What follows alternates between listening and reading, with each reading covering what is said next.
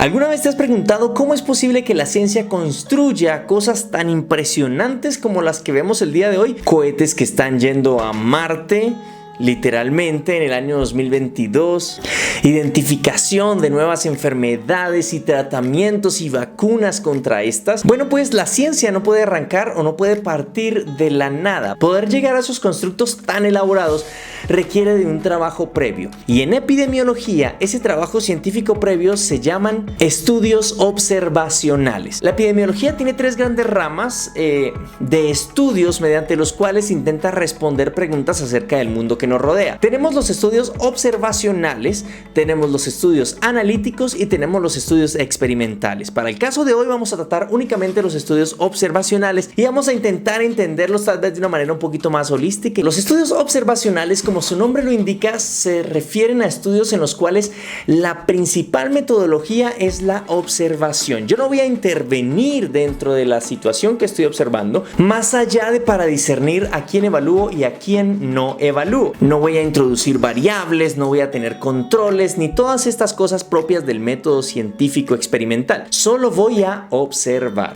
Más o menos para que se hagan una idea, esta ciencia es la misma ciencia del descubrimiento. La ciencia de la época de Charles Darwin, por ejemplo, simplemente observar, categorizar, clasificar eventos, fenómenos naturales que se están presentando a nuestro alrededor para encontrar cosas las cuales desconocía. Vamos a hablar de los estudios netamente descriptivos y de los estudios de prevalencia. Los estudios descriptivos, como su nombre lo dice, son simplemente un estudio en el cual voy a observar y a describir una serie de variables o de situaciones que estoy observando, ya sea en una población o en un individuo en particular. Es decir, voy a tomar como una especie de fotografía panorámica que me va a permitir ver todas las variables que están en juego, o la mayoría de las variables que están en juego para una situación en particular. Pero lo más importante de todo es que me va a permitir generar hipótesis, preguntas de investigación y trabajo para muchos otros más investigadores quienes van a querer responder el porqué de los hallazgos que se obtuvieron o se visualizaron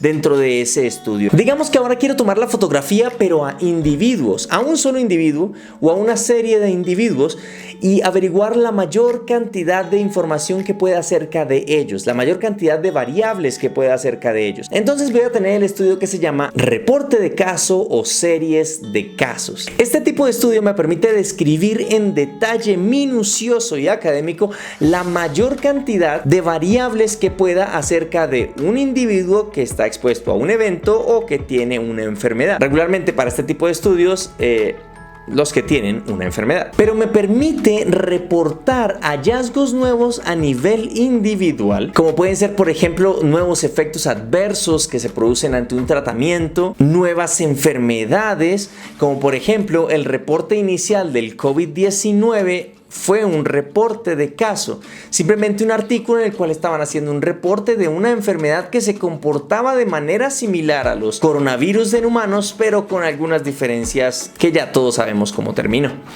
Pero fue gracias a ese artículo que se permitió investigar acerca de esa patología en particular, de esa enfermedad en particular. Y luego empezaron los estudios moleculares, los estudios de genotipificación, los estudios clínicos, etcétera, etcétera, etcétera. Y así vamos a día de hoy. Lo importante es que, al igual que el estudio anterior, también me permite generar esas hipótesis o esas dudas que abren las puertas a toda la otra cantidad de investigadores que están ansiosos por desvelar esos misterios. Además, dentro de los estudios observacionales existe un tipo de estudio que es un poco más poderoso, mucho más poderoso, que se llama el estudio de prevalencia o cross-sectional, o estudio de corte transversal, o bueno, tiene una gran cantidad de nombres, pero todos significan lo mismo. Este tipo de estudios ya tiene unos requerimientos. Voy a necesitar, primero, una población de referencia sobre la cual yo voy a extrapolar o voy a hacer inferencias al terminar mi estudio. Segundo, una población muestra que sea representativa de esa población general de la que hablamos anteriormente, y tener una definición muy clara del evento o la enfermedad que se está mirando. Esto se llama en epidemiología criterios de inclusión. Tengo que ser capaz de determinar cuando un individuo tiene la enfermedad o no tiene la enfermedad, y tengo que ser capaz de determinar cuando un individuo ha sido expuesto a algo o no ha sido expuesto a algo. Ahora, hasta aquí se estarán preguntando: Pero un estudio de prevalencia no tiene mucha diferencia a los estudios ecológicos y a los estudios de descripciones de caso, pues en fin estoy tomando la frecuencia de presentación de unas variables. Pero aquí está la diferencia principal. En un estudio de prevalencia yo puedo obtener medidas de asociación.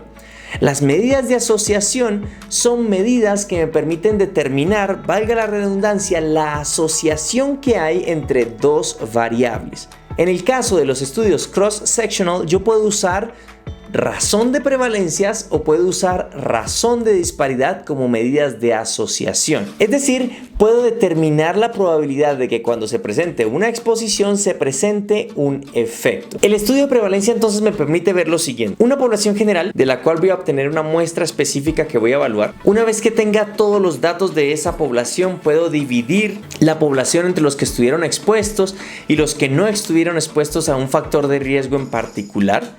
Y luego, de los que estuvieron expuestos, puedo determinar cuáles se enfermaron y cuáles no se enfermaron. Lo mismo para los que no estuvieron expuestos.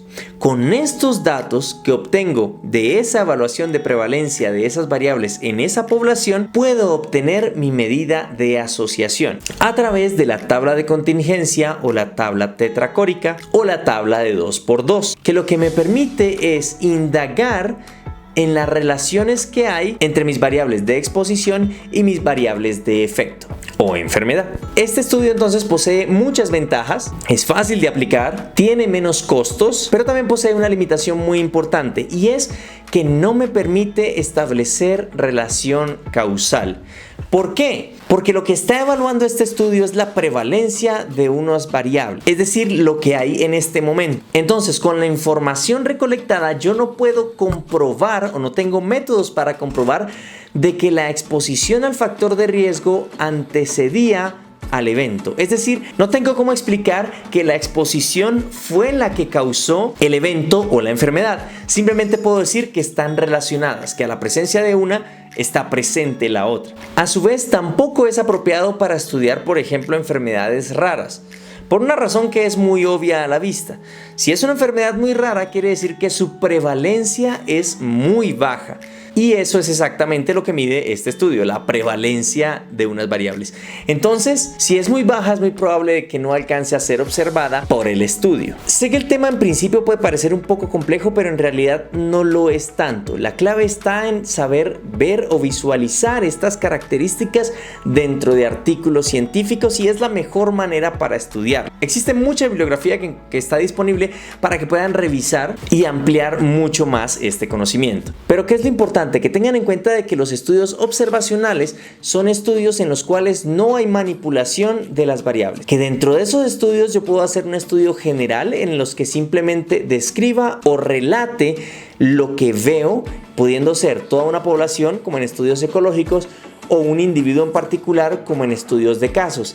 Y que si yo quiero empezar a estudiar más la relación que hay entre variables o la asociación que se presenta entre algunas variables en una situación determinada, en un momento determinado, en una población determinada, puedo hacerlo a través de un estudio de prevalencia. Y estos estudios, su principal función es generar hipótesis, es generar dudas que sean resueltas por estudios que tengan un enfoque específico sobre algunas variables, estudios analíticos, estudios experimentales. Pero estos son las bases o son los pilares de fondo desde donde se construye la ciencia y por eso son los primeros que se aprenden regularmente en cátedras de epidemiología.